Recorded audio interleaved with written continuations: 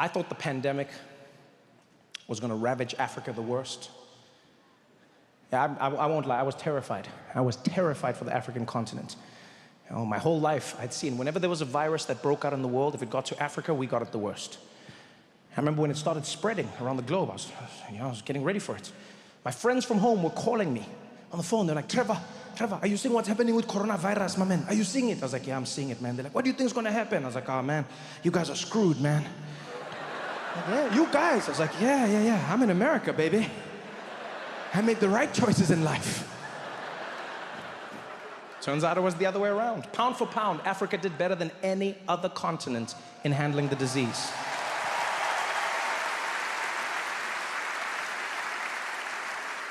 Shocked everyone. What was even wilder was this. When Ebola was happening in Africa, the news always made it seem like it was Africans' fault for having Ebola. Right? Every time you'd watch the news, there was always a subtle level of blame that was happening in the news reports, right? It didn't humanize the people. It would always be someone random on like Sky or on the BBC. They'd be standing there. There'd be dead bodies piled up behind them. They'd be like, Sarah, I'm standing here in West Africa, where as you can see behind me, the bodies of Ebola victims are piling up. Many European scientists are asking if, unfortunately, these Africans have themselves to blame.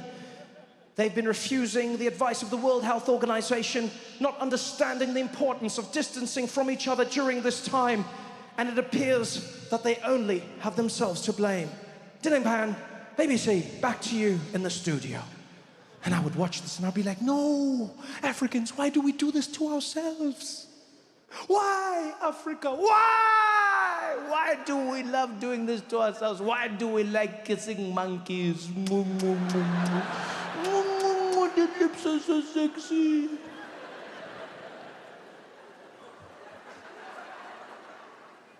And then when COVID came, Africans used everything they had learned from every virus that they had to fight without the help of the West, and they dealt with it better than any other continent. Didn't get credit, by the way. Everyone made it seem like it was luck. That's where the world is lucky that Africans aren't spiteful. Yeah. Africans aren't spiteful people. Because I would have given anything to just see one African news anchor come out and be like, good evening, everybody, and welcome to the African News Network. Tonight, we are covering the ongoing coronavirus pandemic that is ravaging the Western world. Many African scientists are asking if these people do not have themselves to blame.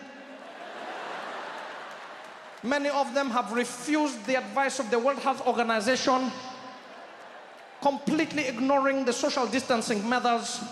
Some of them have even had to be shown how to wash their own hands. Savages.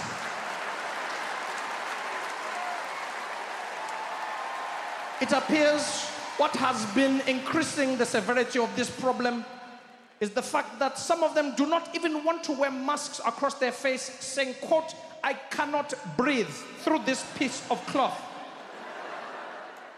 This is commonly known by scientists as bitch-ass lungs syndrome. Back to you in the stereo, Chipua. I would have given anything to see that. One of the biggest side effects of COVID that I didn't expect is how stupid it would make human beings. Yeah, if there's one thing coronavirus did, it taught me how many of my friends are absolute idiots. Everyone studied at the University of Facebook. Everyone's a scientist. Everyone had a conspiracy theory. You know what happened here? The government did this. Oh, the government did this? Yeah, the government did this. Why? To control us. You thought this gave them control? You think governments wanted this? Which do you think gives a government more control? A population that goes to work, earns money, buys things that they can't really afford, so get into debt, so they have to go back to work, do more of the thing they don't really like, to get more money to pay the debt for the thing that they didn't really need, for the thing that they didn't need to afford, to get more money to go to the job, for the thing they don't like, for the thing that they didn't need to buy, to get the loan, for the money, for the thing that they didn't want, to get into more debt, to get the thing that they don't want, to go to the job that they don't need, for the money. Which do you think gives them more control? That? Or everyone just sitting at home with free money thinking about life. Everyone just sitting at home like, how come a weekend's only 2 days?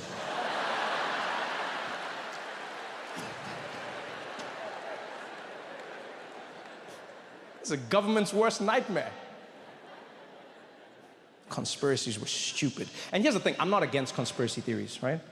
Please understand that. I actually like a good conspiracy theory. In fact, I think everybody should hold one. I think in your life, you should hold at least one good conspiracy theory. Yeah, keeps you on your toes. Don't just trust everything everyone tells you. You gotta have one. Like mine, my personal favorite, I believe that gluten is concentrated white privilege.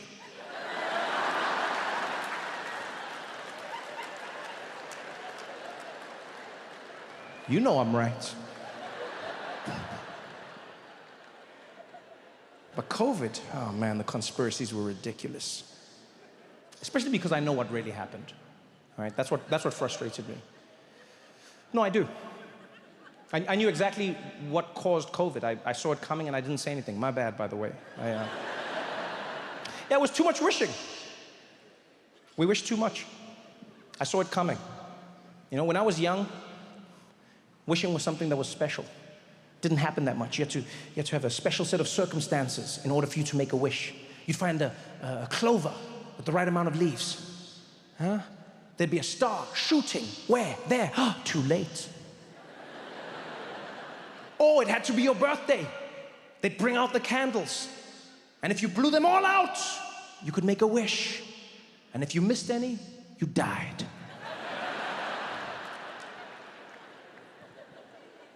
But then people just started wishing for anything. Huh? Find an eyelash on their cheek. Make a wish. Do you know how many of these shits are on your face at any given time? People started just wishing on like the time, right? And be like, 11:11. Make a wish. That's every day. Twice a day if you live on this side of the world because people don't like big numbers. You can't wish every day. That's not a special occasion, but people did it. People were wishing. Everywhere you went. Even rappers got involved. Oh, I wish a nigga would. Would what? You can't just leave it open-ended. And that's how we got COVID. All our wishes came together, and they all came true at the same time, and that's what we got. Yeah, because COVID was essentially like an asshole genie that gave us everything we asked for. We all wished. How many people were rubbing that lamp at the beginning of 2020? Just wishing away like, oh, I wish I didn't have to go into the office every day. Oh.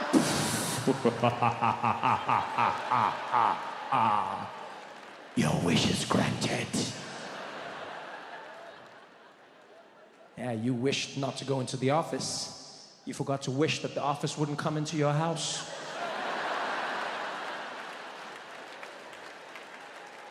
Now you were stuck every day on Zoom, can't blink, gotta make constant eye contact. Yeah, Had to find the one corner of your house that made it look like you had your shit together.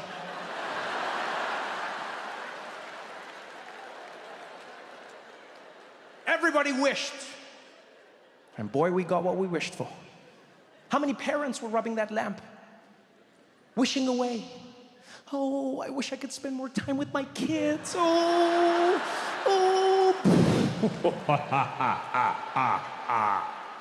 Your wish is granted.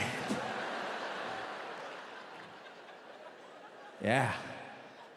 A lot of parents realize the only reason you like your kids is because you only know them part-time.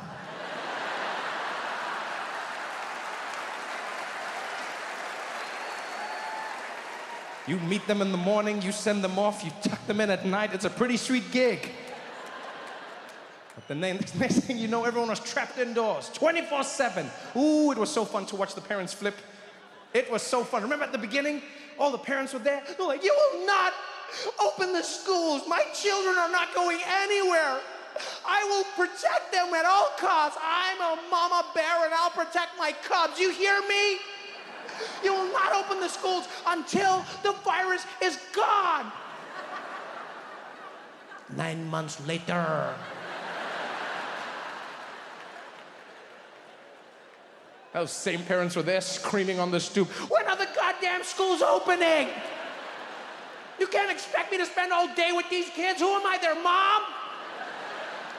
They should be in school. The kids were there like, but mommy, there's a new variant out there. Listen, Timmy, listen, at some point you're gonna have to see what you're made of, okay? Either your lungs are gonna make it or they ain't. All right, buddy? Now get on out there and see what you're made of, all right? If Simba could do it, so could you. Hakuna Matata. Go on, buddy. Go on.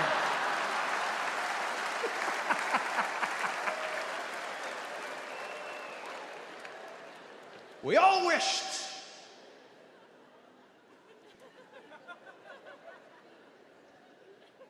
How many couples out there were wishing? Rubbing away at that lamp, looking into each other's eyes. Like, damn, girl, I wish I could be locked in a room with you all day. Girl, I wish they would lock us up and throw away the key. The things I would do to you. Oh, yeah? What would you do to me? Girl, I wish they would tell us we could only see each other all day. All day. Your wish is granted. A lot of couples learned a lot during the pandemic. A lot of couples learned a lot during the pandemic. A lot of people realized that love may be unconditional, but like has a time limit.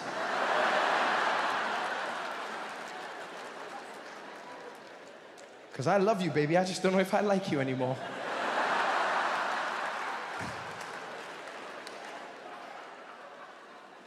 It all started as so much fun, remember? Oh, in the beginning, it was like a sleepover. Oh my God, this is so much fun.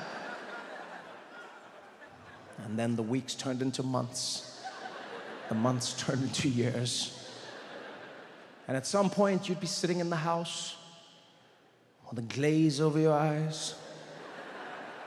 And you'd hear them coughing on the other side.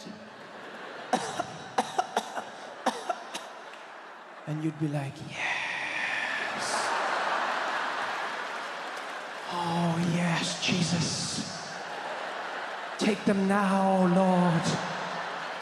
If it's their time, it's their time. Let thy will be done, Lord Jesus. I could use the extra office space.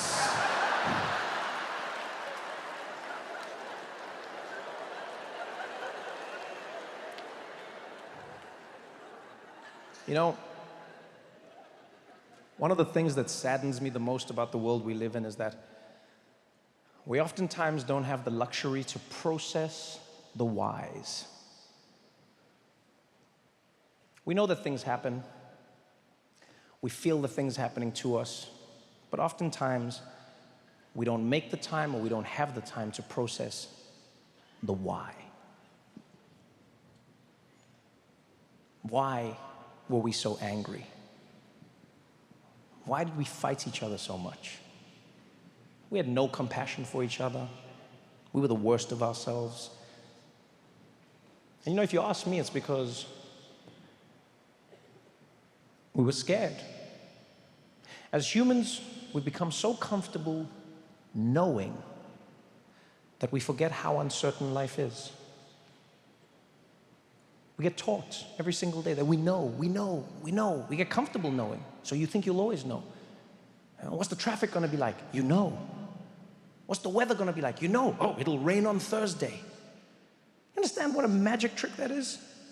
If you had that technology 500 years ago, you were like, oh, it'll rain on Thursday. People would be like, kumba ding dang ginga wan dang ginga kumba ding dang ginga wan ding dang kumba wan. We take that for granted, but it's also made us forget that life is uncertain. We don't know. The pandemic showed it. It exposed every single one of us. And I think the thing that we didn't take a moment to think about is the why. Why were we so angry? Why were we so frustrated? It wasn't because of movies. It wasn't because we couldn't go out to parties. It wasn't because we couldn't go to the mall or any of that shit. It's because we lost each other. I lost you.